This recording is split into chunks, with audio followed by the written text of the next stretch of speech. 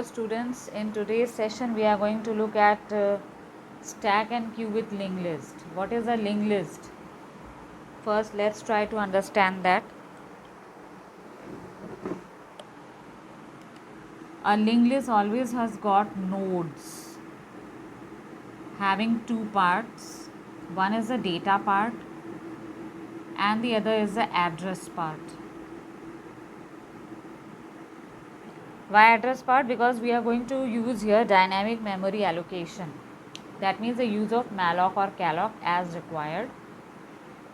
So for this what we have to do is we need a data part and an address part. Now you suppose one node is created in the memory and you store some data over here, then there should be a next pointer which points to the next node. Suppose next node अभी बना नहीं है. For this the next should store a null value कि अभी आगे कुछ नहीं पता. But if suppose you create another node in the memory, so according to the concepts of queue or stack, whatever is there, we will be attaching one node to the other to remove this null from here, so that one node gets to know the address of the other node. So presently, first of all, we are going to start with stack with linked list. And how do we use it? Let's see that.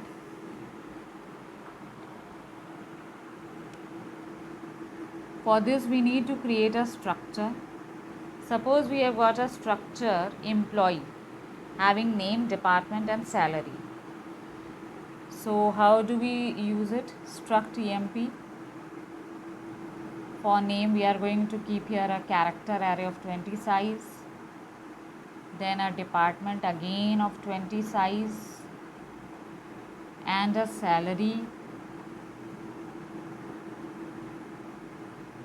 plus a pointer of the structure type itself.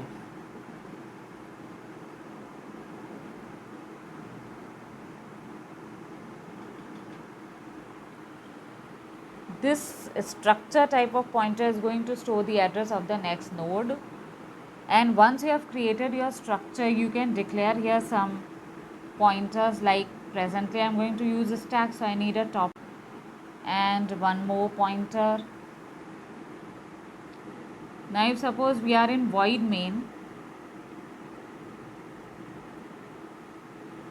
so first of all let's look at how to use a push function for creating a node in this. In void main, suppose we are asking the user for 5 times we need to enter the record of 5 employees. So we will be running a for loop for I is equal to 0, I less than 5 and I plus plus, and we will be calling the push function, and then we will call the display function also. So let's see how to make a push function in this. That means after hash include, that means the preprocessor directives, you will have to create a structure which will be global. Then in void main with for loop you are calling the push function. So how does push function create nodes for the stack? Let's see that. This is void push.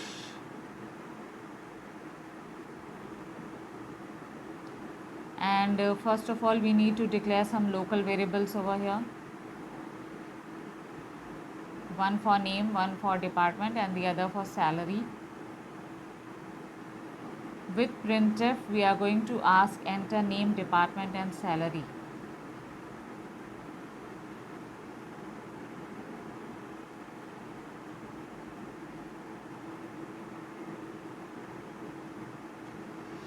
Now with scanf we are going to take the inputs %s, %s and %d. So n, d and address of s. As you people may be knowing, in C for character arrays we do not require address of operator. Then the new one pointer that I had declared at the top, with the help of new one I am going to declare a node of struct type with the help of malloc, where I am going to use size of and the name of my structure struct emp. This is going to create that node which I showed you a while ago. Here the data can be stored. Now once this new one has been declared, in new one की salary you will be storing S. But for the name and department we need to use strcpy.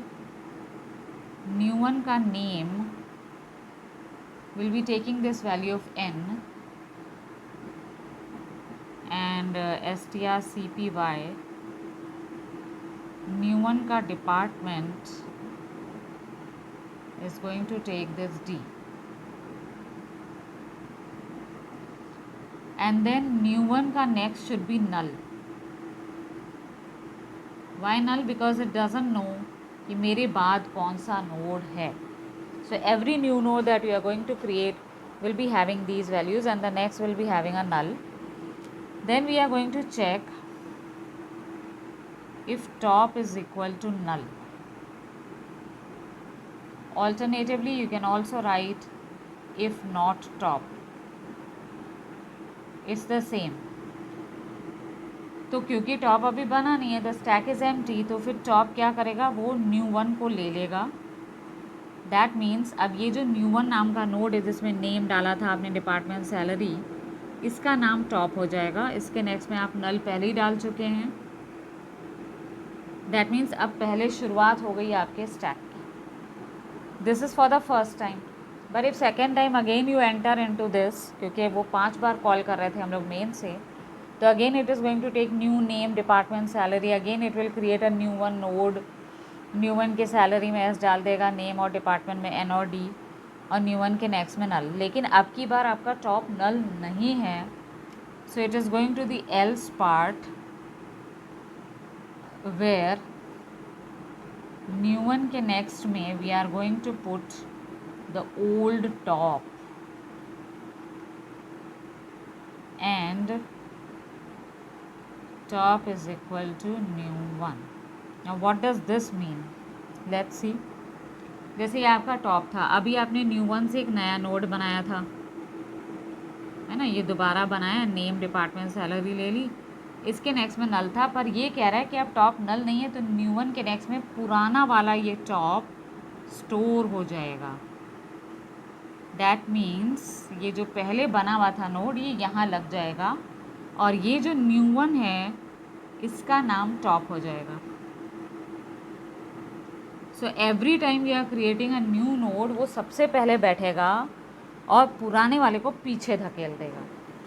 Stack का मतलब क्या होता है, अगर आपके पास pile of books हैं और आपने एक किताब रखी, उसके ऊपर दूसरी रखेंगे, उसके ऊपर तीसरी, ऐसा तो नहीं कि पहले वाली उठाई उसके नीचे दूसरी आपने रख दी, ऐसा तो होता नहीं है.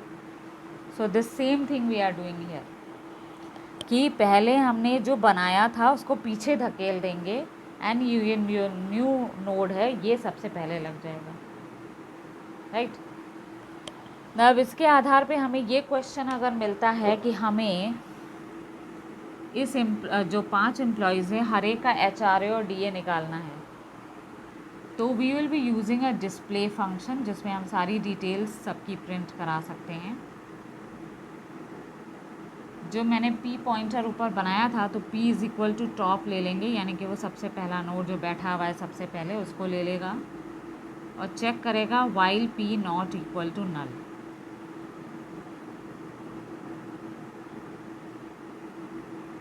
और फिर HRA निकाल लेगा which is equal to P का salary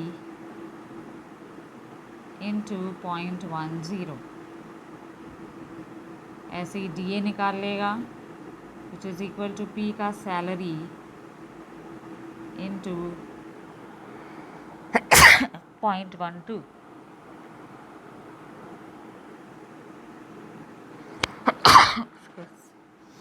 And then with printf we are going to print the details, both the details, the HRA and the DA.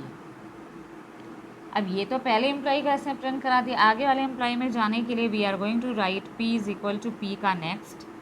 जैसे I++ से आप आगे बढ़ाते रहते हैं वैल्यू, वैसे P is equal to P का नेक्स्ट. इस नोड के नेक्स्ट में अगले वाले का एड्रेस पड़ेगा और उसमें चला जाएगा, और फिर उसको चेक करेगा, वो नल नहीं है तो उसकी सैलरी का भी 10 एंड 12% निकाल के प्रिंट कर देगा। लास्ट वाले नोड के नेक्स्ट में नल मिलेगा उसे, तो खुद ही देख लेगा कि अगर ये नल है तो स्टॉप हो जाएगा। This was display. ना what about pop?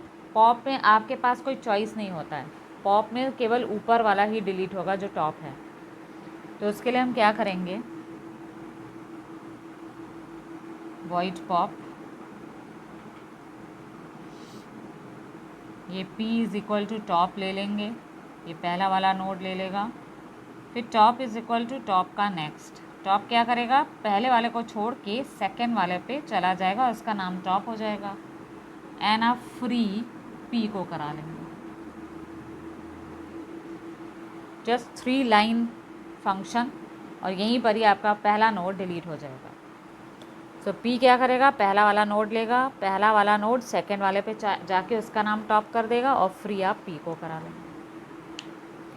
So this is the way that stack program has to be done, कि अगर आपका शुरू में टॉप नल है तो पहला नोड जो आपने बनाया था उसका नाम टॉप हो जाएगा।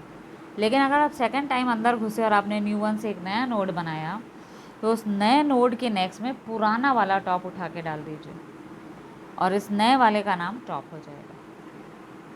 Right, now let's look at the concept of Q with pointers, क्योंकि स्टैक में तो था LIFO concept, last in first out. So let's सी कि फीफो कॉन्सेप्ट यानी कि क्यू में कैसे काम करेगा ये। क्यू में भी अगर हमने एक स्ट्रक्चर बनाया, यही वाला ले लेते हैं स्ट्रक्ट emp, इसको क्यू से अगर इम्प्लीमेंट कराना हो, this is name 20, department 20 and int salary, और यही स्ट्रक्चर emp का ही एक नेक्स्ट पॉइंटर हम लोग को चाहिए होगा, एस्ट्रिक नेक्स्ट। बट यहाँ पर अब आपके पास 2 पॉइंटर्स होंगे, asterisk front, asterisk rear, asterisk new one and asterisk p। Void main में भी हम लूप वैसे ही चलाएंगे, फॉर का लूप चला के किसको कॉल करेंगे वो देख लें। सपोज़ यहाँ पर भी हमें 5 एम्प्लॉइज़ का लेना है, तो for i is equal to 0, i less than 5, i plus plus, और इंसर्ट वाले को कॉल कर लिया और डिस्प्ले को कॉल कर लेंगे। सो इसका इंसर्ट फंक्शन कैसे बनेगा, लेट्स सी दैट।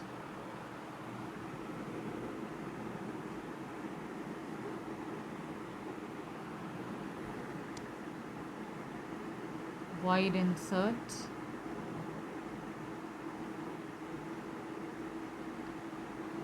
तो again we need name, department and salary, कुछ नए वाले लेने हैं।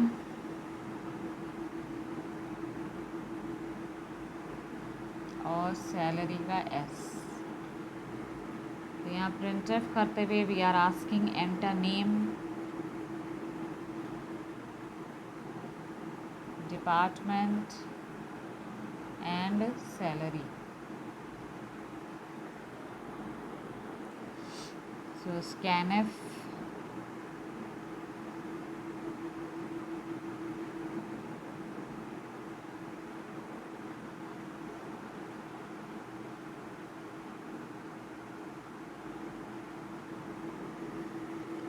एंड वही न्यू वन के ज़रिए मैलॉक तो वैसे ही चलेगा, struct star malloc, size of struct emp,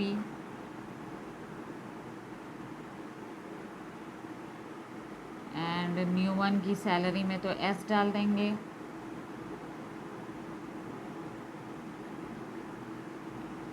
strcpy से न्यू वन के नेम में n डालेंगे,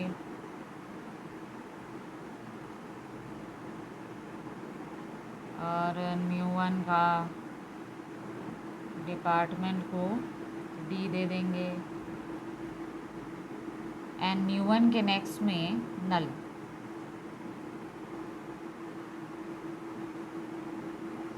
Now here we have to check if front is equal to null.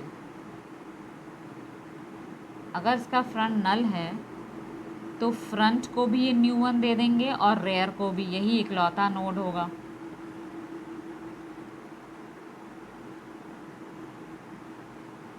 That means अगर आपने एक नोड बनाया है और वही आप पहली बार डाल रहे हैं तो वही तो पहला और आखिरी नोड माना जाएगा, तो फ्रंट भी वही होगा और रेयर भी वही होगा। लेकिन वो एल्स में when you are entering the second time एक नोड बन चुका, ये फ्रंट है और यही रेयर है। अगर आप लाइन में सबसे पहले खड़े हैं, अब आपके बाद कोई दूसरा आया तो वो आपके पीछे खड़ा हो जाएगा, वो रेयर कहलाएगा, अब आप फ्रंट कहलाएंगे। तो हम क्या करेंगे, एल्स में जाके जो ये वाला रेयर है इसके नेक्स्ट में जो नया नोड अभी अभी हमने बनाया है उसको रख देंगे और rear is equal to rear का नेक्स्ट से रेयर जंप कर जाएगा इस नए नोड पे।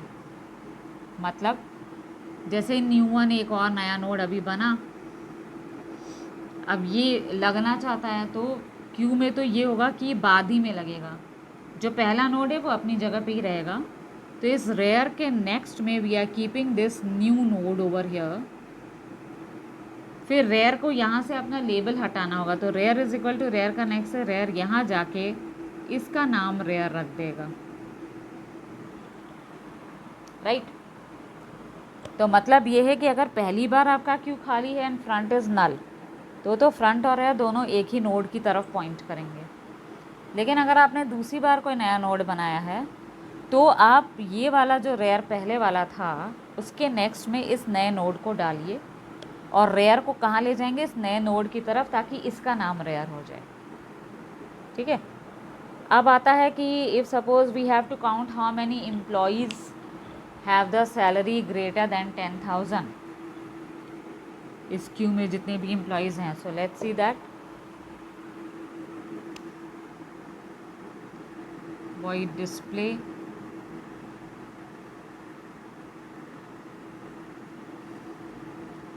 P क्या करेगा, वो ले लेगा फ्रंट यानी पहला node,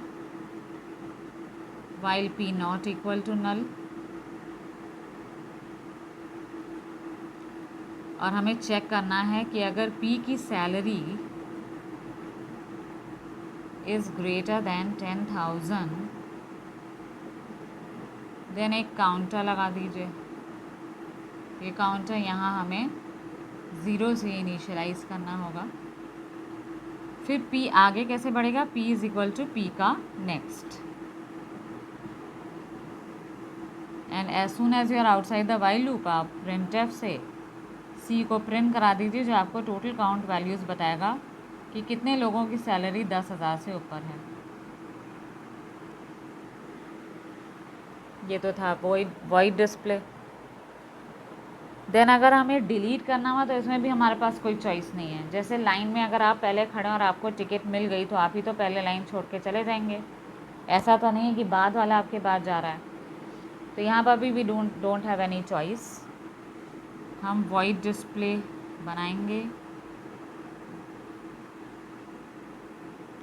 P is equal to front ले लेंगे and then front is equal to front का नेक्स्ट। अब फ्रंट कौन बन जाएगा, उसके बाद वाला नोड,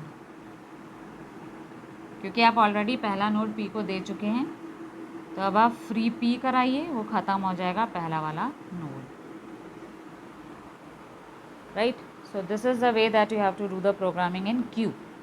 क्यू में जब पहली बार आपका क्यू खाली है तो फ्रंट को और रेयर को यही वाला नोड दे देंगे। लेकिन जैसे ही आप सेकंड नोड बनाएंगे तो आप पहले वाले नोड का ही नाम रेयर भी था, उसी के नेक्स्ट में उस नए वाले नोड को डालेंगे और रेयर को उठा के उस नए नोड पे चले जाएंगे, उसका नाम अब रेयर हो जाएगा।